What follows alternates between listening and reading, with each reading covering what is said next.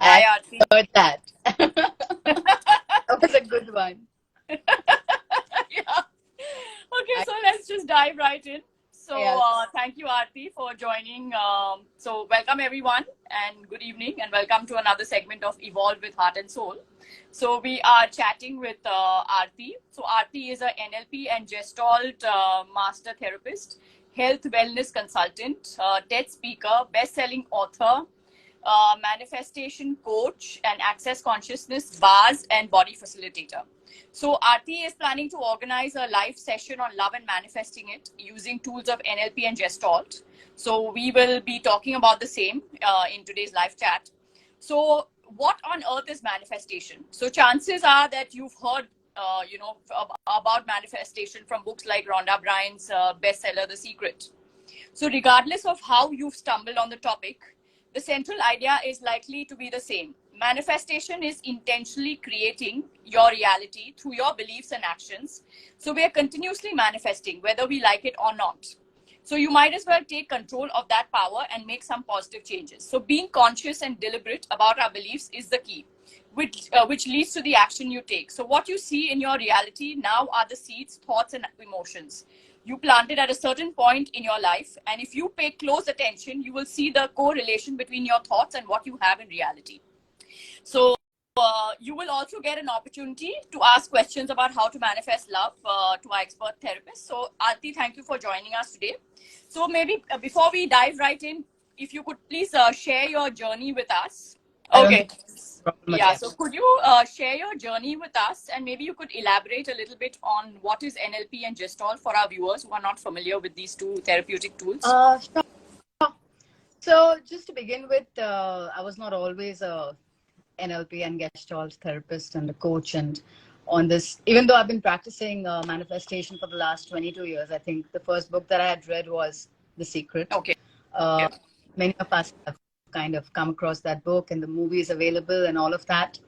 NLP and Gestalt is a modality of working with therapy. The idea of it is very different because it is outcome based. Now, Okay. usually when people go for counseling or therapy, there are clinical cases, which is different. Okay. But other than that, when there are issues that need to be addressed, uh, there is a lot of talking done. And people dive into the issue a lot, into content a lot. Okay. But which is done through neurolinguistics, which is NLP, or Gestalt, is more outcome based. Okay. So about what would you like at the end of the session, rather than tell me what happened with you. Okay. So I don't need to get into content for Okay. your resolution for whatever you're seeking resolution for. Okay. So that's how it is different. Okay. Wonderful.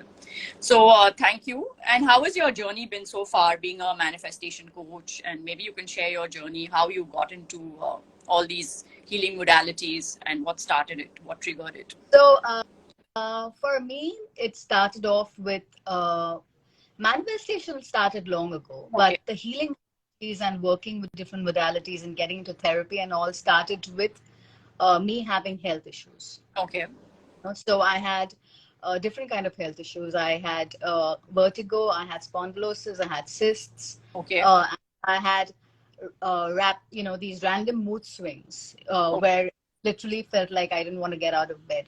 Okay. So at that point of time, I was seeking a solution, and I was not like I was not taking treatments. I was on and off with the doctors for almost a year. Okay. But I was not finding an outlet out there. Okay. So that's the time I learned more about the mind.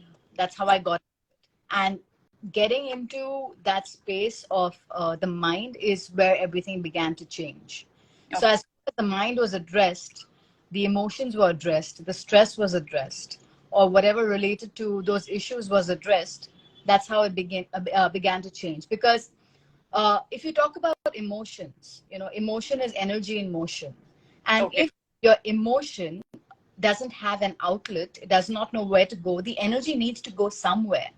Okay. And therefore it gets stuck in the body. Okay. That's where, an illness or dis-ease or anything from that sort begins to show up. Okay. So that's where got into the whole mind body thing. And I do have a lot of workshops on health now, which I conduct. But that was my starting journey. And after that, I worked on several people for the same, and had the opportunity to speak at TED. One of my books became a bestseller. I've written authored 4 books. 2 more are on its way.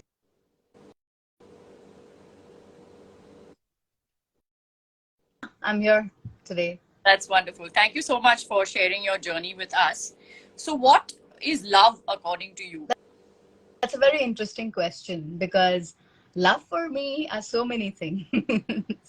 Love can be the ocean, it can be nature, it can be spending time with a loved one, it can be so many different things. And however, that's love for me, and when you are with somebody, it's important to know what love is for you.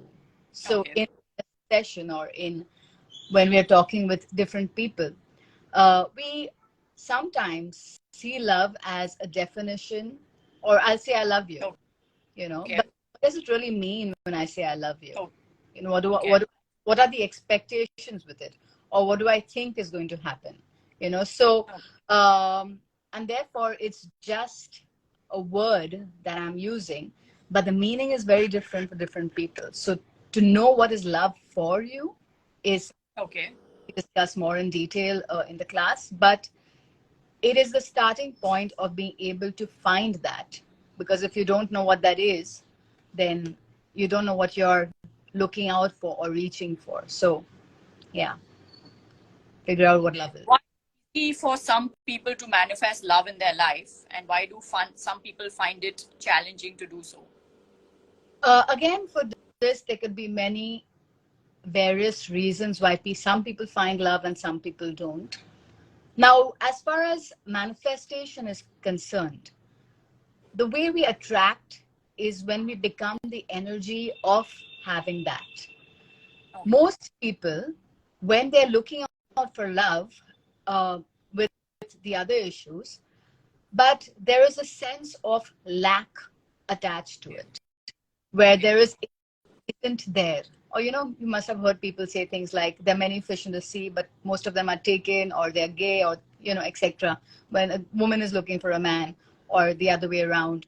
But the point is that when you are saying statements like these, or when you are in that zone of wanting someone to show up, there's a desperation in your energy, or if there is a desire, but behind all of it, there's a communication of lack, that it's not there, then it's not going to show up. Because manifestation works that way. Things that you are, if you're vibrating with lack, you will continue to see more of lack. But in order to attract, you need to start believing that it's there and it is moving towards you, or you're already there. That's how we work with that. And then once you're able to change it, you're able to attract it. I'll give you another example of the same. Have you ever wanted something, and then all of a sudden you've gone, let it be, it doesn't matter. And suddenly when you do that, it shows up. Yeah. So that is what it is, because suddenly now you don't lack it anymore. And therefore it begins to show up in your life. So what are the relationship blocks which stop us from attracting a partner? There can't be one definition or one way to put what are the blocks that, prevent us from attracting a partner. There could be many. There can be the way we look at relationships. There can be definitions of it. There can be, there's a secret about, there's this, sometimes you think you want a partner, but you actually don't even want a partner. There's the thing that you want to spend time with somebody, but maybe you don't want to get married. Maybe marriage is just a pressure that comes from somewhere. So, and plus, what are your expectations from there? One of the other things also, which is very big, is what is your relationship with yourself? Because if you don't know how to relate with self, if you don't know what is it that you want, then how do you expect anybody else to know that better than you?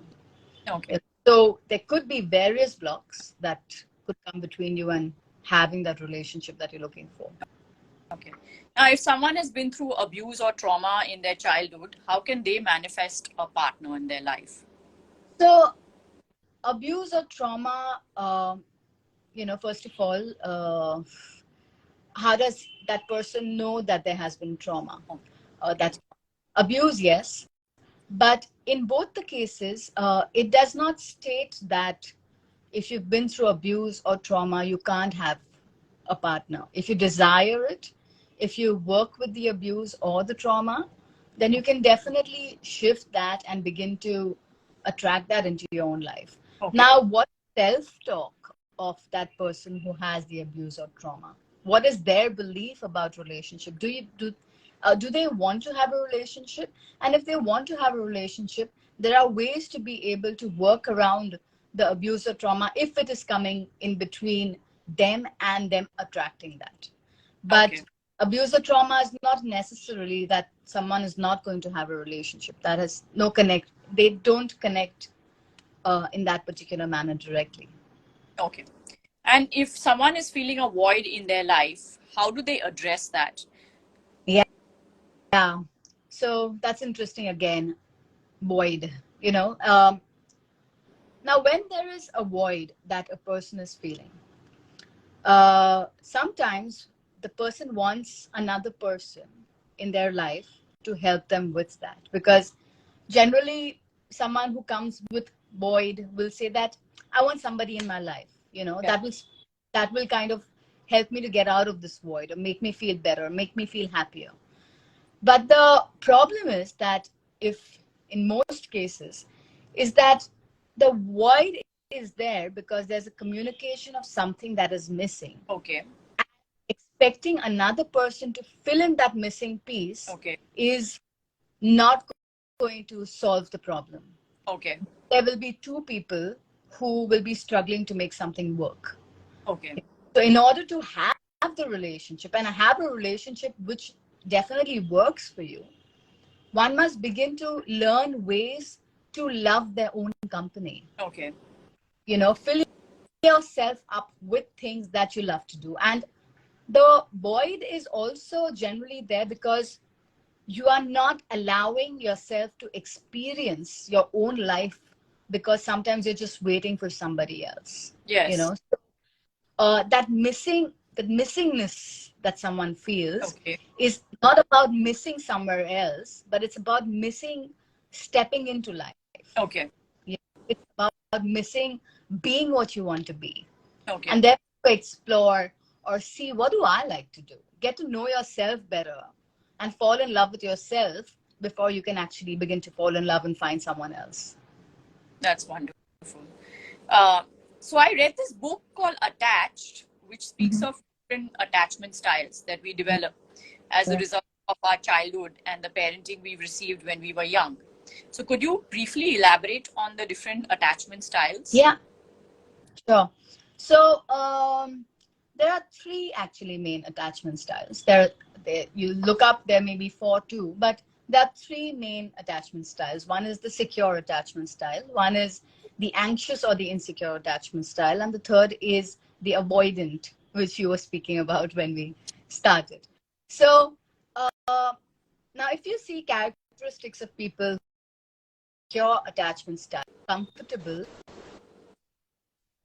with themselves, they are comfortable with expressing their emotions, and they do not feel threatened if the other person has another life.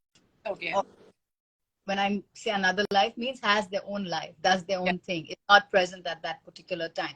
They don't have a sense of, oh, they've gone away somewhere. They're secure in that relationship. They know that the person will come back, things will be complete, and it's all good.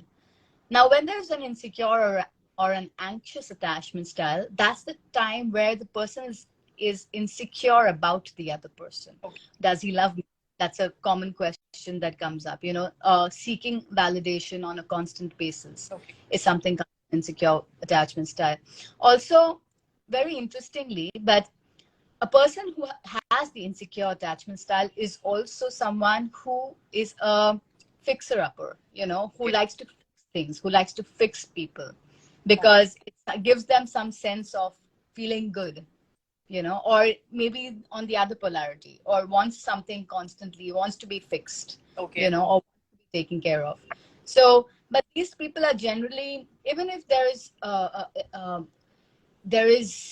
something that is good and the person is fine, and the other person, they may still continue to doubt whether or not the other person stays with them.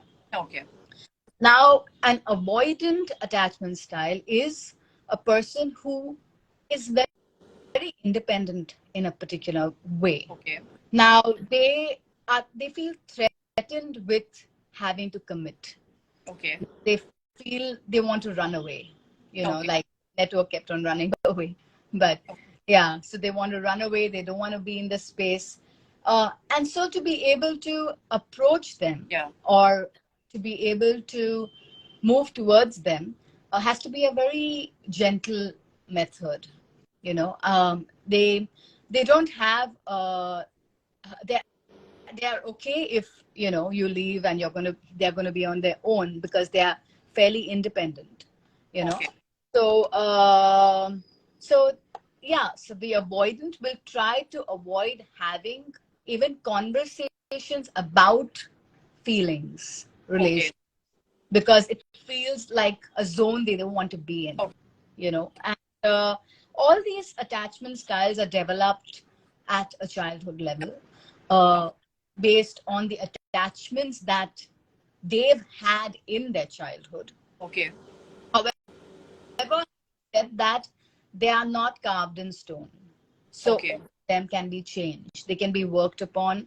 Now, secure, anyways, you're not wanting to change, but the others can be definitely worked upon if the person is interested and wants to work upon these attachment styles to kind of have a different reality in their relationships. Okay. But what challenges do people in an insecure attachment style, like someone who's avoidant, or when it comes to love or attracting a partner, what are the challenges that they would face? So, one of the challenges the insecure attachment style is that if they can be clingy, Okay.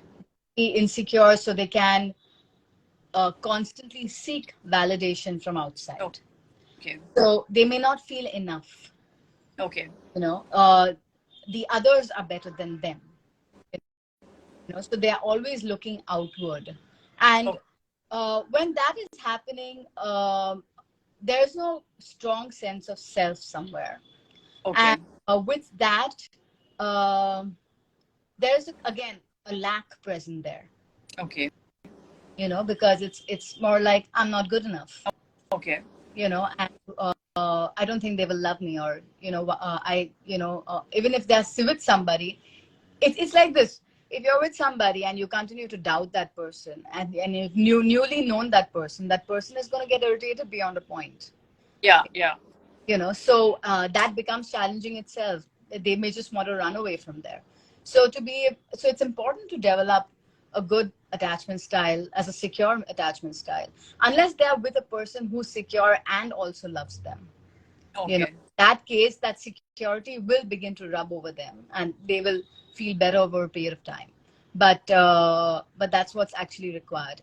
Working is required in these attachment styles to begin to have that relationship. Okay. Hi, Sidhu. We will be answering your questions. Don't worry. Um there will be a point in the live chat where you get time to ask your questions to Aarti. So I'm just going to ask her 2-3 questions, and then I will turn it over to you. So now, how does one let go of the past so that they can attract a stable relationship? Uh, it's very important to know that there is no future in the past. Okay. You know, Unfortunately, many of us attach ourselves to the past, and then we get stuck there. Okay. Uh, how do we let go of the past?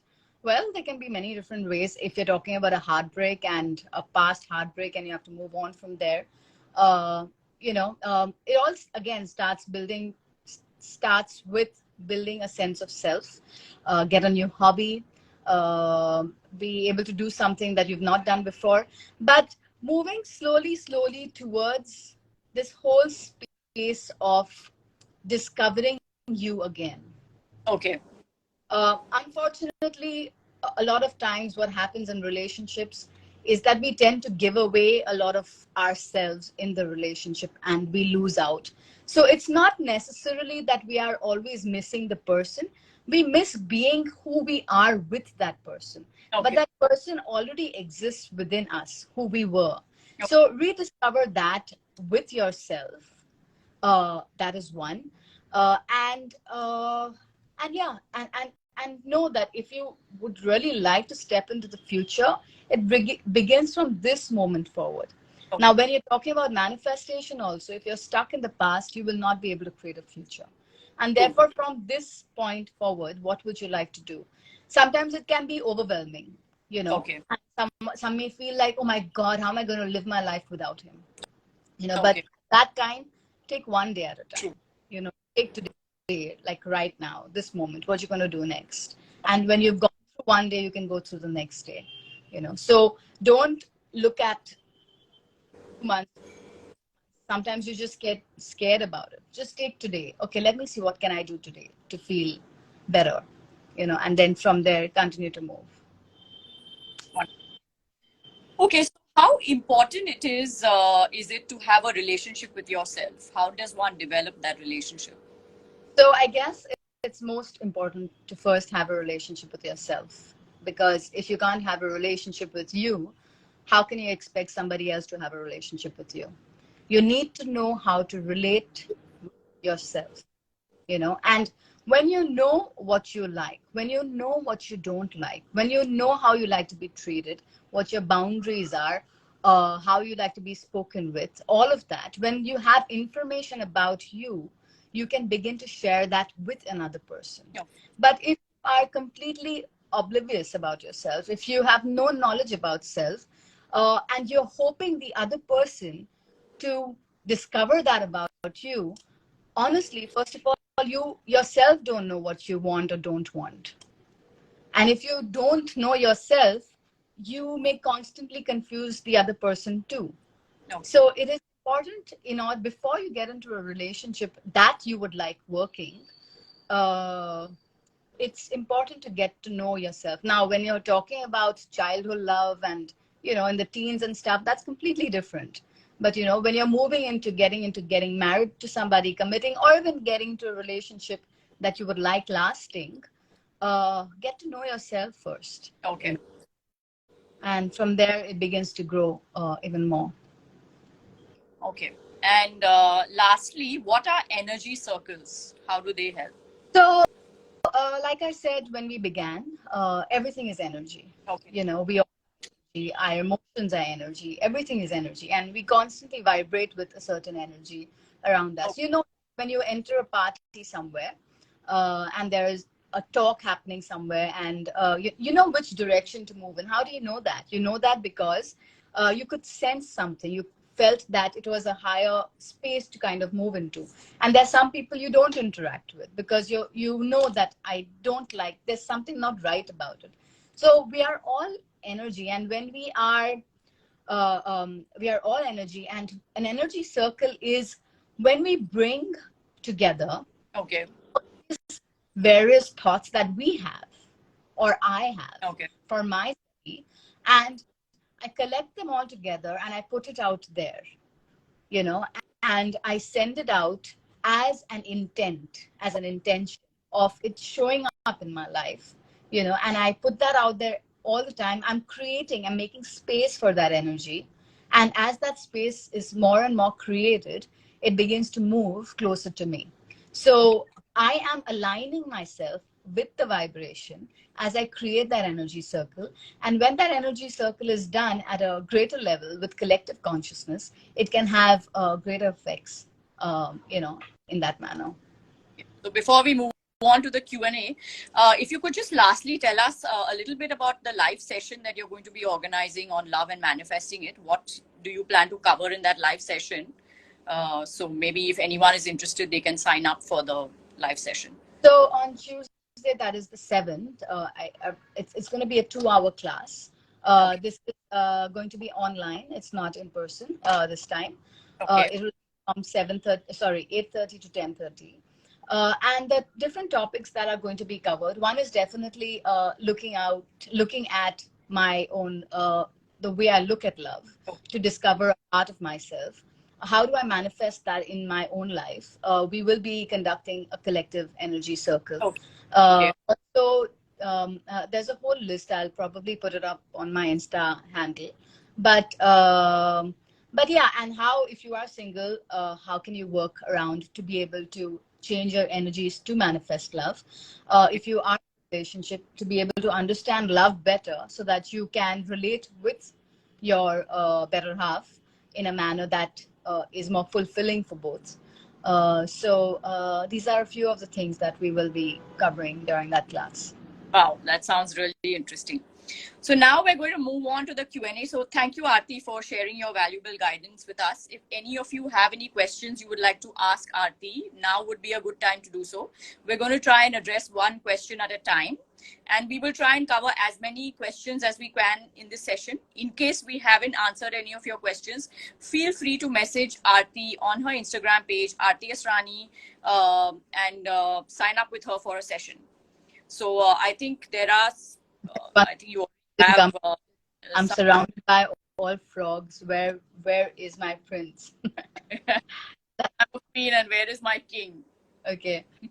Yeah. So that's an interesting question. So when those two questions come in, there is already a lack attached to that question, because it comes from, where is it, when is it going to happen, is it going to happen, and they're only frogs, etc., etc. So when you have already decided about all these various things, then the universe is like a genie. It says, your wish is my command, and therefore they're going to continue to be frogs, and there's going to be continue to be lack.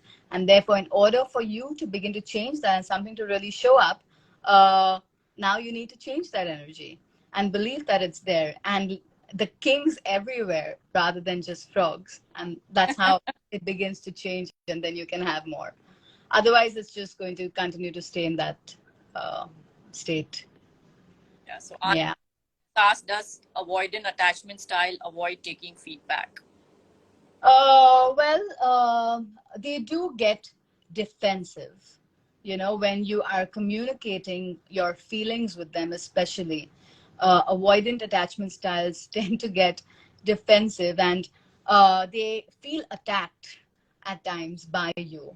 They feel like you're somehow crossing their boundaries. And therefore, when I started, I said that it's important to go very slowly with them and be clear about, what you would like, but in a very gentle tone, because they can be scared off easily. So, yeah, they can avoid taking feedback because they feel actually attacked with it. How to overcome the doubt after being cheated? How to overcome the doubt after being cheated? That's interesting. Well, to firstly look at that, what would you like to really do? And does it mean that everybody is like that? And are there people in your life that you can trust? And if there are people in your life that you can trust, that means that there are people that are available that can be trusted. And therefore, to begin to take your focus to those spaces where people can trust you, you can trust people, and um, be able to even look at the whole, not that, just don't base your life based on one individual. It's not just that one person who dictates how the entire world looks. There may be one asshole, but that does not mean everybody is an asshole. And if you say everybody is an asshole, then you are right.